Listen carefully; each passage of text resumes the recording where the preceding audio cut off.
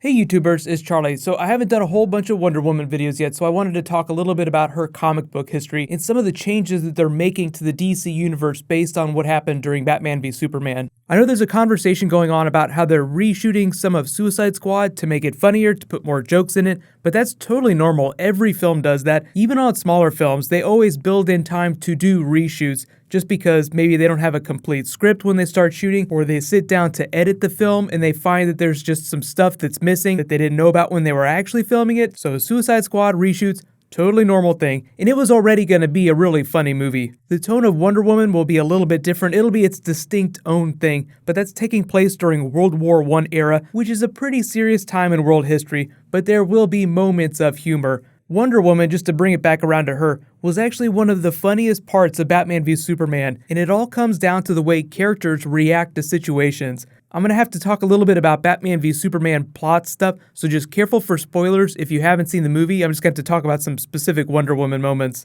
Wonder Woman probably has one of the funniest reactions in the film to Doomsday. She's fighting him at the end, her sword is able to pierce his skin, so that's actually something important to note for the future. But she eats a punch full on in the face from Doomsday, gets knocked down, smiles, then gets back up like, oh, it's on now. That made me fall in love with her so much. If you felt like she got shortchanged during Batman v Superman, really the Wonder Woman movie is where she's going to become an actual character. Like, it's going to tell her whole story, how she got started, how she got to the point where she decided to bail on humanity. That's all stuff that's going to happen at the end of the Wonder Woman film. And the interesting thing is we saw this picture during Batman v Superman. I wouldn't be surprised if we actually watched them take that picture during the Wonder Woman movie. And in case you didn't know, Wonder Woman isn't coming out till next June 23rd, 2017. So it's still a little more than a year away. Suicide Squad is coming August 5th at the end of this summer. So if they're doing reshoots on Suicide Squad right now, think about how much more work is left to be done on Wonder Woman. So I wouldn't be surprised if they try to do the same thing with Wonder Woman if they like the funnier version of Suicide Squad. Because the DC universe that Zack Snyder has kind of created with Batman v Superman is definitely darker in tone, but that doesn't mean that it can't be funny. In my mind, Wonder Woman is a lot closer to the tone of what you would think a Superman film would be like, but I think it'll be a little more subtle with its jokes than Suicide Squad is. Wonder Woman comic book history though. A lot of people are familiar with at least one version of the character, but her origin story is a little bit funnier than say like Superman or some of the other big comic book characters because of the reason she was created. A lot of comic book characters, especially Stan Lee characters, were created to serve a specific purpose within a story while at the same time speaking to some larger social issue.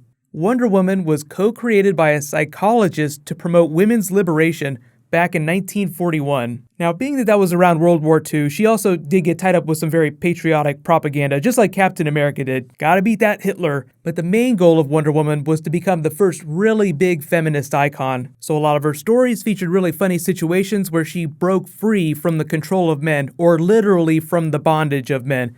Now, her backstory in the comics has been changed a couple times over the years. Most people understand it has to do with Greek mythology, but there's the Wonder Woman that was created from a lump of clay. There's the Wonder Woman that was born the daughter of Hippolyta and Zeus. That's the most current version, the New 52 version. She's the actual biological daughter of Zeus and Hippolyta. But I don't know that they've actually explained that for the Wonder Woman movie. I'm assuming that's what they're going to go with, but they haven't really explained how the gods figure into this DC universe. So for now, we're just thinking of her and the Amazons as metahumans.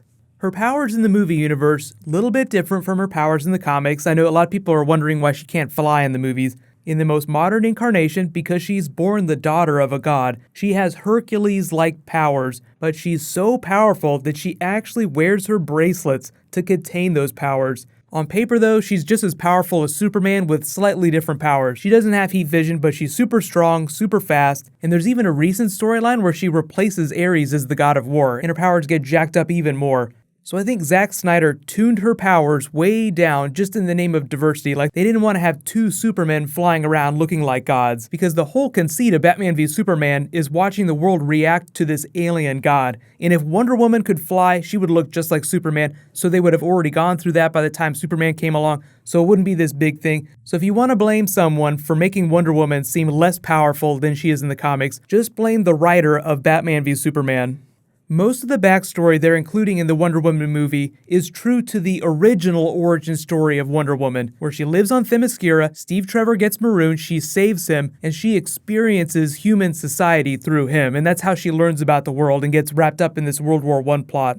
The way Geoff Johns has talked about the Amazons in the Batman v Superman universe is that before the events of the Wonder Woman movie, Amazons were previously meant to be protectors of the world, but then got so burnt out on humanity, they just said, peace, we're out of here, we're going to retreat to our island, you guys can destroy yourselves, we'll see you in a couple thousand years.